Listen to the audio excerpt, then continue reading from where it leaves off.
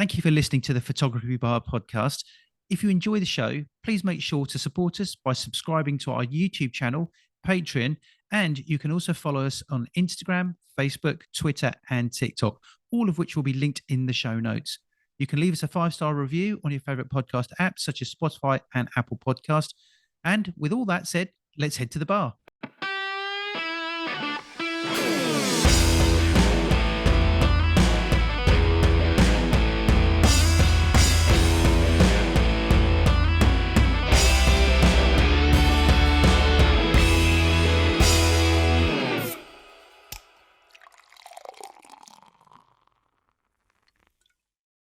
Hello and welcome to another fantastic episode of the Photography Bar with me, Mark. And myself, Cam. How you doing, Cam? You all right?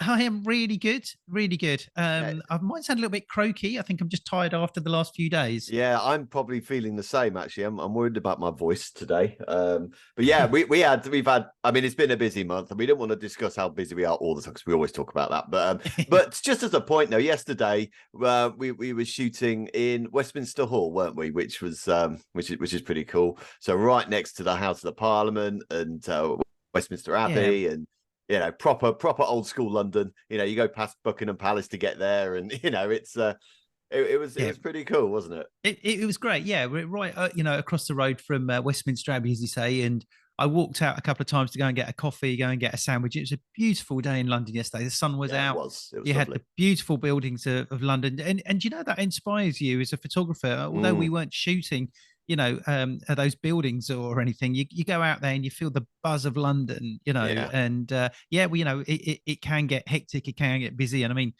driving is an arse. I'm not going to lie. We were through London. Woo. I was lucky. I mean, you drove in. I was lucky. I went on the train and we put all the gear on a van, and so the van and the lorry sort of went in with all the gear. So I was coming out and then got a train in and out of London. So I was fortunate from that point of view. And the traffic has got worse in London. It has. It seems to be a lot more chaotic than ever. I've noticed. It was quite stressful getting in wasn't so bad. Maybe because it was slightly, but I don't know. Getting out was that was tough. Yeah, that's right. Yeah, and the thing is, it's really difficult because we're workers. We've got equipment to carry, and photographers, tripods, light cases, bags, stands, tripods, backgrounds, all of that.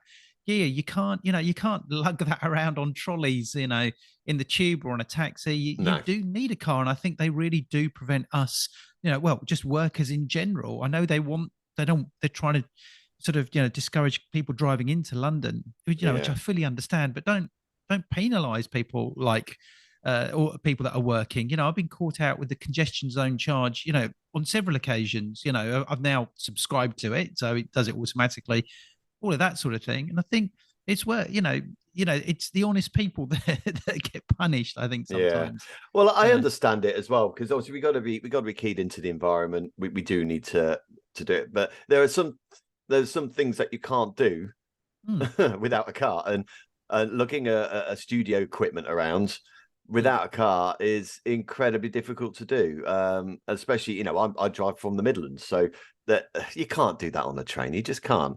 And also trains are extortionate too. It's ridiculous. But anyway, we're veering off into something else, aren't we? There. Well, actually, no. Just before we do, I just wanted to say something on that. Actually, was one of the things is when I was driving into London, what should be a 1-hour journey could take me 3 hours by the time I was getting there, and I made that conscious decision to drive, get stuff on somebody else that was driving the van and the lorries and putting stuff on there.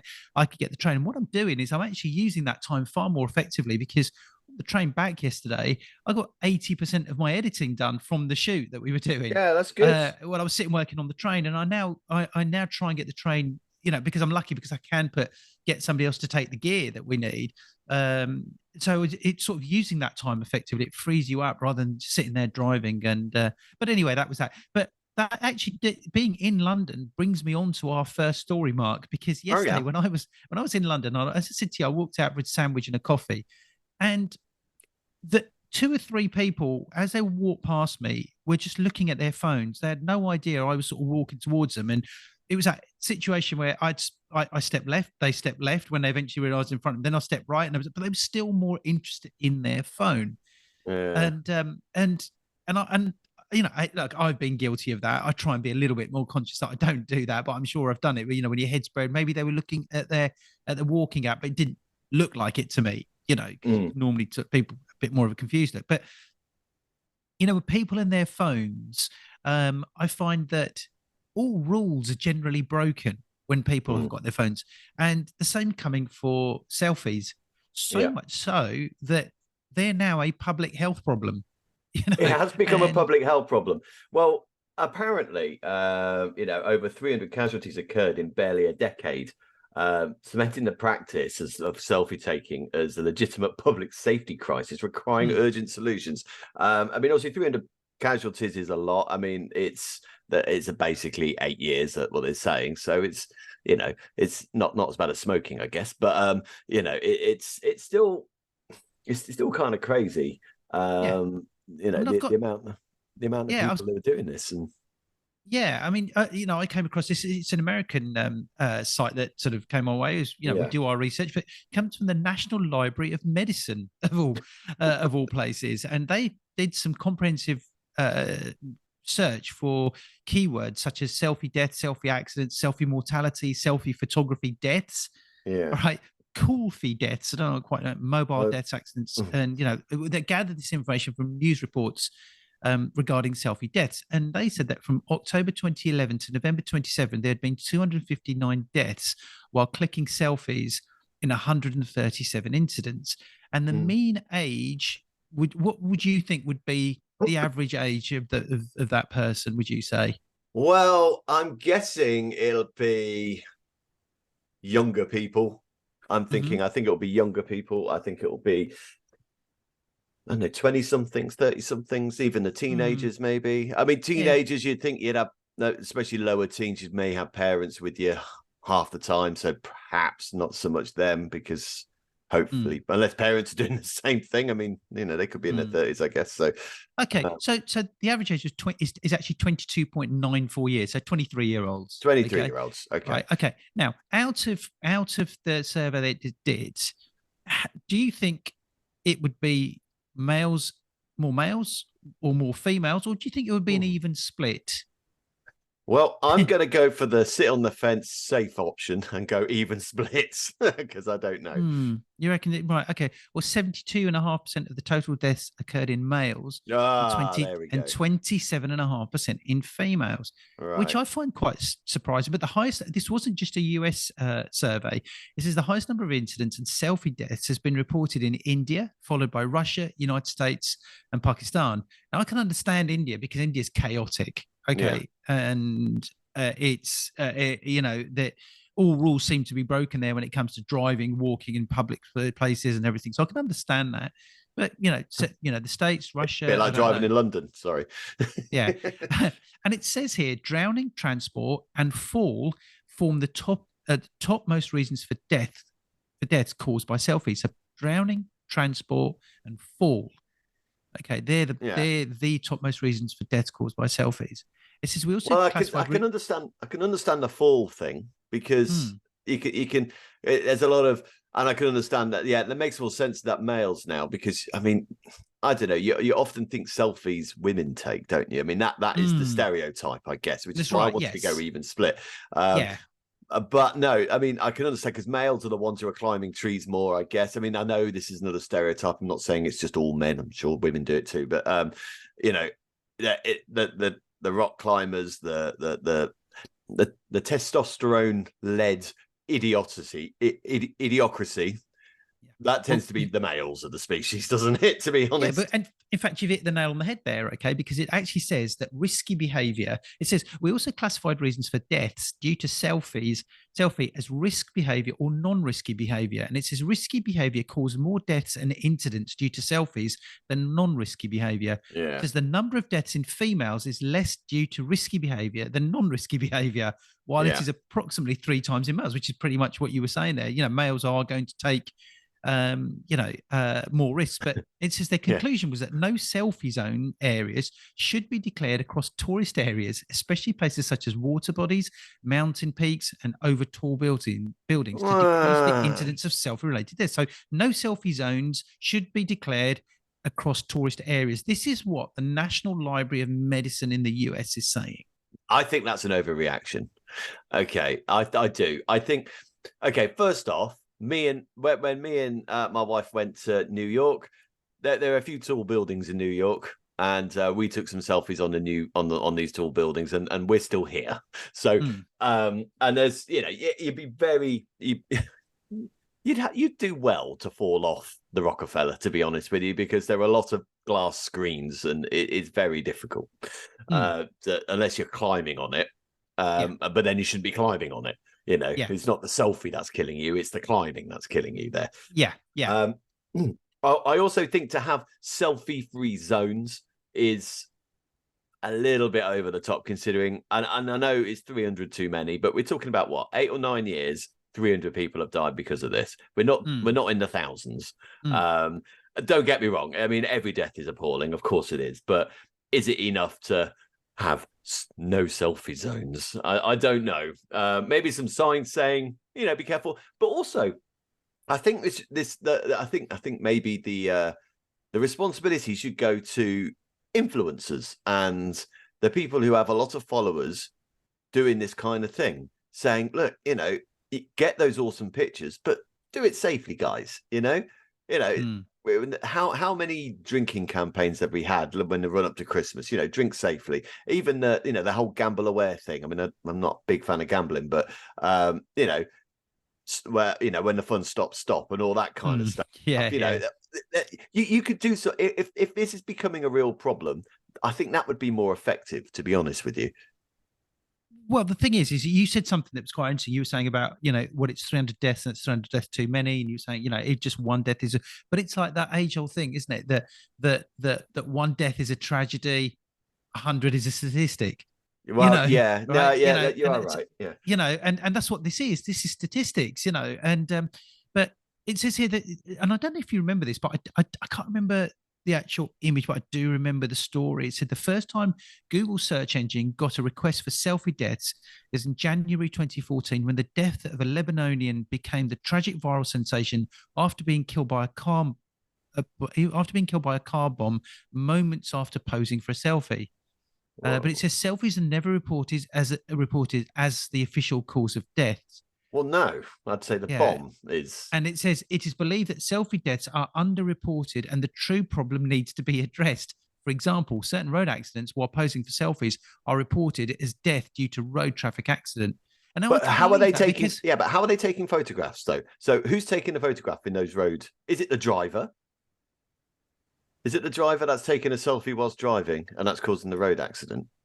No, but the thing is, I think people just not paying attention. I mean, it's the same as people just, you can see them. They're talking to somebody on their phone and they're looking down. They're not even looking where they're crossing these days. You'd see that all the time, thinking, just, that person just completely walked past me and just totally oblivious that person's just cut me up. And that happens all the time. So it's texting whilst walking is a ridiculous thing to do. Yeah. So it's not necessarily just, it's, as you said, it's texting, it's sending messages. It's not just about photo. It's not just about the selfie. It's the phone that's the issue. And how, I mean, one of the things actually that combats this, I mean, we're kind of going on selfies a little bit, is that I don't like texting that much, really. I prefer to call people. So if you are walking around, let's say in London, don't text, call them. I mean, the thing is called a phone at the end of the day. Yeah, you're right. I mean, that's what it is. Going into this report that they did, it said here that it says the causes of selfie deaths, along with the respective deaths and incident cases, have been elicited in a table where they're showing. It says drowning, transport, and fall form the top most 3 reasons for deaths, as we said, caused by selfies. It says the most common drowning incidents include washed away by waves on a beach, capsizing of boats while rowing, clicking selfies on shore while not knowing how to swim, or ignoring warnings. Now, you could say that actually it's not knowing how to swim and ignoring warnings. Now, the ignoring warnings thing is when your head's buried in your phone, that you're oblivious of all the warnings. Yeah, no, I agree. Yeah, and it's simply for transport. It says it is majorly the accidents due to clicking in front of a running train. Among all the reasons for death, drowning and fire have the highest deaths incident ratio. Almost most of the self-related deaths because of fire self-related deaths because of firearms occurred in the United States. It just, I mean, Yeah. this really breaks this down.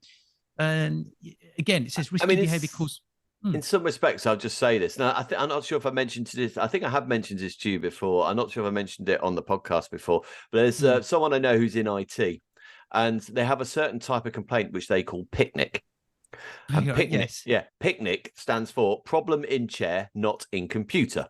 And I Yeah. think a lot of this, when he's saying people don't know how to swim, or people not paying attention, or not obeying the rules, or I mean, people are the problem here. It's not the selfie, it's not the phone, it's people being stupid. To be quite honest with you, if you can't swim and you're in a boat, what are you doing? I mean, you should have a life jacket on if you're in a rowing boat and you can't swim.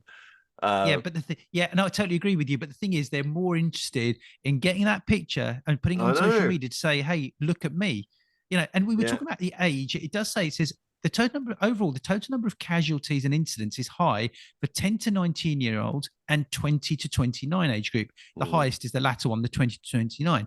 Then it says, then it decreases as the age range goes up. It is expected because people tend to be less adventurous as they age. Yeah. This is evident from the fact that the reasons for casualties in higher age group range are animal, fall, unlike electrocution, drowning, firearms, and so on in a younger age group. Yeah. Interesting story. It's an interesting story. It's the way life is going. I think the message is, all you who are listening, I'm sure, are incredibly sensible individuals. Just, if you want to take the selfie, take the selfie. Just don't be silly. You know what I mean? Just, if there isn't a fence by the cliff edge, maybe just take a couple of feet away from the cliff edge. Just simple things that will stop you from falling, drowning, burning, whatever it is. Take care. Yeah, that's right. Yeah, that's really what it comes down to. Mark, should we grab a quick drink? Absolutely. Okay, Mark. Yes. We know that sex sells. Okay, it's always been the case, hasn't it? Right, sex sells. Even now, you put a picture of a great-looking guy, a lovely-looking woman on an ad, right? It's going to attract people's attention. It does, doesn't it? Yeah, of course it does. Of course it does. Right. We are now becoming more aware of, I suppose, right and wrong and boundaries. I mean, you look at look at James Bond, how that's changed. Yeah, Bond is a popular topic on this podcast. It is. Okay, but you see now, how the James Bond films were with, when it came to sexism. Yeah, that's just one example how things have changed from there. But undeniably, sex still sells. Of course it does. I mean, and it's good to look at adverts on TV, Yeah, exactly. Now, there's a new calendar that's come out, which has been actually out for quite some time. And what it does, it's a calendar that puts naked glamour models alongside fish. I'm talking about fish, yes, fish in the sea, right? And it launches for the 5th year now. Sounds like a bit of a fishy tale, this one, Cam. Sorry. Yeah. And it's a smash hit. Okay. What? It's become the most popular calendar in Germany and an Amazon bestseller. Amazon bestseller? Yeah. And the author, Hendrik Pohler, I don't know if I pronounced that correctly, what he does, he spent 8 weeks catching the fish and taking pictures. So is he catching the fish and he has a glamour model next to him while he's catching the fish? Well, that's what. Yeah. I mean, I don't quite know how it works. So describe how the pictures are. I mean, what do they look like? Well, not in graphic detail, obviously. Okay, no, sure. Okay, there are of models who are, in some cases, are topless and standing in the sea, with holding a fish. So is it like the classic fisherman? I've just caught this big fish shot. Yes, that's right. Yeah, except you've got, except it's got a model who's in most cases topless or partially covered, shall we say, holding this. And it says here that his unusual creation has become an Amazon bestseller and the most popular sports calendar in his homeland, Germany. He's 29 years old. And it said it took him 8 weeks to make the latest edition, catching large carp and then asking models to pose with the slippery fish. Now, it's just what you said. Was he going out fishing? And when he went out fishing, did he take this glamorous model with him in the hope that he would catch this Because fish? we all know fishermen don't catch big fish all the time and not No, straight away. So that yeah, glamour model would have been sitting with him probably for a good couple of hours before he caught yeah. the fish. Yeah, exactly. Okay. And it says each month, the calendar features a scantily clad or naked woman posing with a large, scaly carp. It says 2 handlers are at the shoot to ensure the freshwater fish are cared for. Okay. Or So, maybe they're kept in a net then, and then yeah, then possibly. they bring them. That would make sense. Yeah, that's right. Yeah. It says, I sell fishing equipment for carp anglers. And that was one of my intentions for creating this calendar. The other is, why not combine the 2 best things in the world, beautiful carps and nice girls? Now, there's a phrase there, right, which is Yeah. pretty dated. Okay, Yeah. okay. I mean, he's carping on a bit, to be honest with you. Yeah, yeah, okay. And when you look through it, a few years ago, you would have said, yeah, fantastic. You've got to be very careful of what you say now. And I liken this, and I think I've mentioned this before. I remember going back years ago when I was younger, going into take my car into the garage, and you go in the mechanic, and it'd have all they'd have page 3 stuck up on the wall. They'd have all these calendars with naked women up on the wall. Okay, yeah, that doesn't exist now. It wouldn't be allowed to exist now. No, it wouldn't. And so, where are you on this? Well, Okay. I don't know. On one hand, it's a bit of silly fun. On the other hand, I can understand why people would object to it. I mean, I think that I mean, this is part of the porno industry. I guess it's the more not so serious side, but I'm the women. I don't want to pass any judgment, but perhaps some of these girls actually do the more other stuff as well. I don't know. That is an assumption. I don't. They might do. They might not. So the whole industry is under a lot of scrutiny, I'd say, more so than ever. Before, it was just considered just, maybe a bit of a taboo, maybe it's just a bit dirty, or, maybe it's funny, there's the whole stereotypes of the plumber coming in with the big moustache and I come to fix your pipes, all that kind of stuff. There's a lot of cliches. It's, but actually, these days, you are talking about the welfare of people. You're talking about the mental welfare of a lot of the performers. So, yeah, I mean, it's under more scrutiny now. I mean, what do I think about it? Well, I wouldn't buy this calendar, to be honest with you. I'm not a fisherman, to be fair, so that might be partly why. But yeah, I think you said the right word though. It's dated. It is dated. I mean, this is akin to having a car calendar with a scantily clad lady draped across the bonnet. It's that kind of thing, which I'm surprised it's an Amazon bestseller. I don't understand who has this up on in their house these days. There's no way I would. I mean, can't imagine your other half would let you have a calendar up like this. No, I'm not saying you'd want to particularly, and neither would my wife either. I mean, yeah, exactly. That's right. Yeah, if I bought this and I put it up, I'd be sort of thinking that I'd feel uncomfortable with it. In fact, it's now actually been it's been over 10 years rather than not 5 years. I got that wrong since this has come out. Okay, so it's still quite recent though, isn't it? I mean, it is. Yeah, that's right. 21st century stuff. So yeah, exactly. Yeah, it'd be interesting to hear to know what other people sort of think of this, and would they, okay, fine, if you're a single bloke, you perhaps haven't got a problem with it, but how many fishermen are going to think, oh yeah, I'll have one of those? Obviously, a lot do. Maybe. But again, it becomes into that thing of photography. I mean, the picture. He's a good photographer. He's obviously a good fisherman as well. Yeah.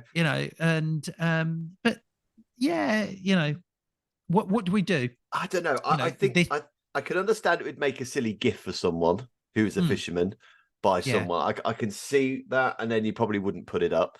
The other thing I just want to be careful of, though, because we do, I think you say sex sells, but I think as general, the human species has a really strange relationship with sex generally.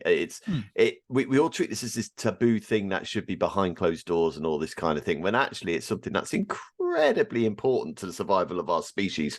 I do find it quite odd that people can actually have sexual intercourse in this country at the age of 17. I believe it's legal, but you can't watch other people having sex on a video until you're 18. I find that quite bizarre. I think I mean, I'm not saying you should lower the pornography. I think maybe higher the sexual intercourse legality to 18. I don't know. It does seem a bit bizarre to me. So I do want to be careful about. Yes, I think this is tacky. I think this is not really anything special, to be honest. But I do worry about us becoming too sort of reclusive. We need to be a bit freer with this topic. I think generally. These images, they're not pornographic. They are just of topless women, really. It's soft porn, isn't it? It's soft porn in a way. That's right. Yeah, and that bracket, right. though, isn't it? And I'm looking at it on Amazon at the moment, and you see the comments. People say, "Yeah, this was great. Very, very delighted with my calendar." Very delighted. It says very nice calendar with very beautiful women. I would buy again anytime. Was intended as a gift. Was well received. It's got 5-star. It's got 70% 5-star reviews. So anyway, it just goes to show, before we sort of finish off on this, that sex still sells. It certainly does. It certainly does. And Mark, let's grab a drink. Yeah. Mark, okay, copyright. It's always a big issue with photographers. Yeah. I mean, we have had people on about copyright, haven't we, on previous episodes? So it is worth checking that out, because we've actually had a bit of a serious conversation about it with them, didn't we? So but it is a bit of a minefield. It is. And the thing is I think it becomes, if I was shooting something for somebody, and this is a story that's in the news at the moment. It relates to Guns N' Roses. Okay. But before I sort of go into the story, let's just say that I went out to shoot Guns N' Roses before they became famous. I take some great pictures. They use them for marketing, whatever, and I got paid. I don't know. Say I didn't get paid anything for them. Said, you know what? It'd be great for your portfolio. We're a band. We'll buy you a couple of beers and that type of thing. We'll give you a free ticket to go. Yeah, that's right. Yeah. Okay. So the band becomes huge. Yeah. And as they become huge, they become world famous, and they go on for years. You see that your images are being used. Now, as a photographer, you'd naturally sort of think, I want a piece of my cake here. Wouldn't you? You'd think, I know I took these pictures, but they should now pay me something for them. I don't know about that. Would you not think that? Would you not think that, though? Would you not feel like that? I would think that. I would think that, but I probably think, but it's on me more than on them. Because but what if they were multi-millionaires? But if I agreed to do this shoot at what I agreed to, they weren't millionaires when he did the shoot. No, of course. I mean, it comes to that Nirvana album cover, doesn't it? Never mind. The baby in the water. I think he had an unsuccessful lawsuit as he got older. He said that he was made fun of. His life had been made a misery, something like that. Yeah, but he also used it as a chat-up line. So, of course, that's right. Yeah. So people do come out of the woodwork, don't they? When there's money, people come out there. Yes, that's right. Anyway, so this story, Guns N' Roses and its management team are facing a new lawsuit filed by photographer Katerina Benzova. It's filled with allegations of copyright infringement and workplace sexual harassment. So that's a different thing. Well, that's a different thing. And I can imagine that with the early days of Guns N' Roses, I think there was a lot of that, unfortunately. Yeah, that's right. Yeah. From what I've read in autobiographies and stuff. Yeah. Benzova's suit argues that Guns N' Roses and its management company, Team Brazil, falsely claim ownership over a number of her photos, leading to widespread infringement and unauthorized uses in print and digital media, ad campaigns, and other outlets. And Benzova also claims that Guns N' Roses manager Fernando Lebe made numerous unwelcome sexual advances towards her. We're not going to talk about that. No. And but we're just talking about the actual photo. And it says here that the sexual lawsuit comes a few weeks after Guns N' Roses filed their own suit regarding the photography, that she claimed that she improperly registered her photos of the band with the Copyright Office and has alleged copyright infringement against various persons and entities. The band is seeking a declaration that Benzova's registrations are invalid and that she has no ownership interest in the copyright to the subject's photographs and videos. Well, that's a bit different. Okay, so it's quite, this is where it gets a bit murky, isn't it? Because if I shot someone, let's say I shot a singer-songwriter at a local pub, he gave me 50 quid for it. I give him the photos and say, well, you can use them how you want. Yeah, I mean, that's fine. But I would also say, well, I still own the copyright because I am the author of the work. So although you can use them how you want, okay, you can't say you shot them or your friend shot them, or you can't, you know. And I say this to people, you know, the families that I shoot, you know, because I do sell USBs, and I say, look, you know, you can print these out as many times as you like. You can make calendars out of them, you can make albums out of them, whatever. But what you can't do is enter the picture of your baby into a competition saying you took the photo when you didn't, because I did. That's the copyright. That's the authorship. It's my work. You cannot claim someone else shot this work. And if you know you want to enter it into something like that, you have to give me the credit. Yeah, that for me is what copyright's really all about. Yeah, do you agree with that? I do. Yes. So if this photographer said, well, yeah, you can use these how you want, but I own the copyright, okay, I am the author of the work, and Guns N' Roses are trying to negate that, that's not on for Guns N' Roses. They shouldn't be doing that, because this photographer shot the work. She is the author of the work. End of. There's no argument of that. Slash didn't take this photograph. Do you know what I mean? Yeah. Yeah, this photographer did. So so that is the ownership part. Now, if she took the pictures, they said, well, yeah, you can use it for marketing, whatever, and they're still using it for marketing and whatever, well, that's on the photographer, because that's what she said they could do. So, but then she claimed authorship. Well, she has the authorship. That she, you know, Guns N' Roses don't own the work. They just have the rights to use it. That's right. Yeah. Well, it says, it goes on to say that she was initially contracted to provide the tour photography service for Guns N' Roses. This was in 2010, and she'd worked with them for 12 years.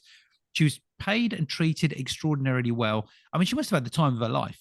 Yeah. Right? You know, you can imagine, you know, being backstage, getting on stage, getting all those shots, and living that life. It was just for that alone. I mean, she was in a privileged position, really. And it says it was only after her services were discontinued in 2022 that she attempted to claim ownership in photos, which her contract clearly states are owned by the band. Right. And well, if that was negotiated in the contracts, then again, that's on her. That is on her. It says that is on her, because if she's negotiated that contract saying, okay, I'm giving up the authorship, which you can do as a photographer. Yeah. I would never do that personally, but but I would say, no, the authorship is me, but you can use them for X, Y, and Z. That's on her then. Yeah. Or her lawyer or whoever. Yeah. And what she worked for, well, she says that, or her suit says she regularly worked for Guns N' Roses as a freelance photographer for 12 years, shooting 364 shows or 30 legs of the band's tours between 2010 and 2022. And during that time, she worked largely, this is important, she largely worked without a formal contract, and only had a formal contract for about 18 weeks. Now, you can imagine how a photographer would get caught up in all of that and saying, I'm having the time of my life here. This is great. You can imagine saying, oh, yeah, I'm on tour with Guns N' Roses here, you know, and you're working, and she was looked after and all of that. But, you know, should she, basically what we're saying is she should have been more aware of I suppose her legal, where she stood with it all. She should have done. I mean, I'd always have a contract if I was doing something like that.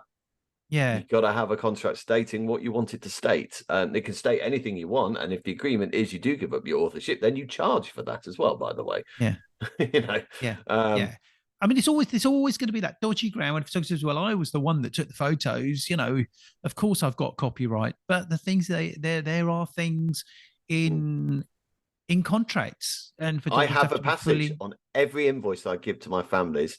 It's something Copyright Act of 1988, I think it was, or something like that. That says that the copyright is with Mark Denson and Reach Photography, and you know, that's how it is. However, you can use it for X, Y, and Z. Yeah, and Guns N' Roses in their suit, they said that it said Benzova signed a written engagement agreement declaring that one of the band's touring affiliates, Waterhead, would own the rights to her work. Well, And she she signed signed that. It it. says She the signed it. She band signed claimed, it. She's yeah, the band claimed the terms of that agreement were extended by a fully executed oral modification as Benzova continued to work with Guns N' Roses over the years. And furthermore, Guns N' Roses claimed that Benzova signed new crew member employment memorandums in 2016 and 2021, and those allegedly stipulated the copyrights to her work would be owned by another Guns N' Roses touring affiliate, Gundam Productions. So, you know, I'm sure when it comes to something like that, a band, they're their management are going to have everything as watertight as they possibly can.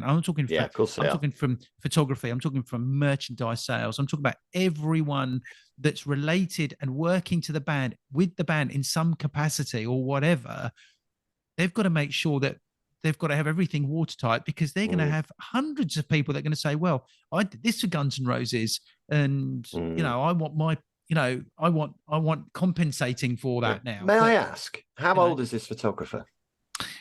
I don't know. It doesn't actually say anywhere in. I mean, I've read this in several articles, but I don't see the couple that I'm referring to at the Okay. moment. I can't see how old she is. I mean, the only reason I say this is because, yeah, she is, I'm afraid, banked to rights if this is all right or what she's signed and all this kind of stuff.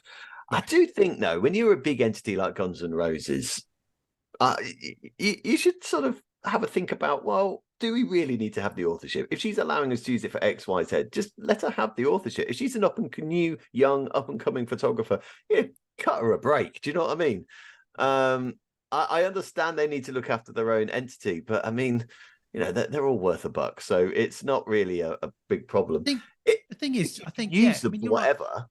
Yeah. Why take the authorship away? I don't. You don't need to. I think it's that, and I think why not sort of say, well, look, if the band gets to a certain point, a band or an artist hits a certain point in their career, then not compensation is the wrong word, but that should be acknowledged. That band success should be acknowledged. But then that can open up a whole can of worms. But the only other thing I'd say though, because you said this was working between 2010 and 2022, is that right? Yeah. Well, they were in the money by then anyway, so this isn't. They weren't broke in 2010. Well, I mean, they may have been, but they already had their big albums. But when we first started talking about this, I thought she was taking pictures of them in 1986 before their first album came out. No, they really did have nothing. They were huge in 2010. Their big albums were done by then, weren't they? Yeah, I mean, it was more. It was before the reunion, so it would have been the Axl Rose show at that point. So the other members of Guns N' Roses weren't there in 2010. That started in about 2017, I think it was, when the big reunion show came. So she'd have been primarily working for Axl Rose, which I've heard a lot of stories about working for him. Is not easy. The thing has been I'm sure, well documented, I think. But look, I think you need to be, if you're a photographer and you're entering into this, you need to know exactly what it is you're entering in for. And if you do sign away your authorship, then there's no getting it back. There isn't. Because, and it's Paul McCartney. If you think about, it's not just photography. Paul McCartney tried to buy his rights, didn't he, for the Beatles songs, and Michael Jackson bought them. It happens everywhere. It does. If I think some of the clients that we do work for, say some of the product stuff that we do, those companies are worth millions, and the photography that we've shot helps them sell a hell of a lot more products. I don't go back and say, oh, by the way, you now owe me X amount because you've sold X amount of this product. It's the same thing. So it says here, and this is where these things come out, because in Guns N' Roses lawsuit, they say that the band highlights Benzova signed agreements on multiple tours, declaring all photos taken were work for hire and fully owned by Guns N' Roses. And that their legal team argues Benzova has no ownership rights based on her signed contracts. But here's the other thing, you see, it says that this was multiple tours. This wasn't a one-off tour that she did it, and it was one-off, and she didn't realize what she was getting into. This was multiple times. So at some point along the line, surely she may have thought, well, actually, look, guys, if you really want me, and you want me to continue, then I have to, I've taken legal advice, and this is where I need to, I need to be charging this much for it. At the end of the day, she was a photographer hired to shoot some images, and they paid for her, and they paid for the images. I'm Is that afraid the end so. of it? And she signed it. But also, in this respect, absolutely. But also, if you're a big multi-platinum band selling, it just and if she was a young up and coming, cut the small guy a break as well. You know, you don't have to be all about money grabbing. I mean, this is photography. It's not really going to affect your bottom line, really, if she then produces a book on the pictures that she took of Guns N' Roses. Exactly. Yeah. It's not a problem. You know. Yeah. I want to just finish off on. Don't be I just want to finish off on the last thing, because I think this will be interesting to all photographers, all creatives, really, because it says ultimately the courts must pass complex details of contracts, conduct, and business relationships between creatives and clients to deliver justice. This case underscores a vital need for clear written agreements defining copyright ownership and conduct standards up front, especially since bands wield disproportionate power to exploit creatives struggling for exposure. Ethics demand level playing fields to foster artistic growth on both sides. Right, and I think that's hugely important. And when it says, especially since bands wield disproportionate power to exploit creatives struggling for exposure. Did we speak about this in the last a pod, or one of the other ones, about your portfolio, that no one really cares about your portfolio. No. They just want you to do work for free. Event organizers, we need a photographer. Oh, just come along and you'll sell loads of pictures. No, you won't. No. Right. And so we are exploited. Photographers are exploited, but in many cases, photographers allow themselves to be exploited because under the sort of belief that, hey, you're going to get loads more work out of this. You come and do this job for us. We're going to give you loads more work, and you're going to make loads of money. Unfortunately, the real world doesn't work like that. Stop doing work for free. Yeah. Don't do it. Don't do work for free because someone says, oh, it'll be great for your portfolio. As soon as they say that, alarm bells ringing that they are not prepared to pay you anything. Ethics demand level playing fields to foster artistic growth on both sides. Correct. That's what it says. That's where we'll finish off. Thank you, Mark. Thank you very much, guys. And thanks for listening, everybody. Obviously, do make sure you have a look at all our socials, YouTube and all that kind of stuff. We do love a good review. So make sure you give us a good review. And until the next time, ta-ta. Cheers, guys.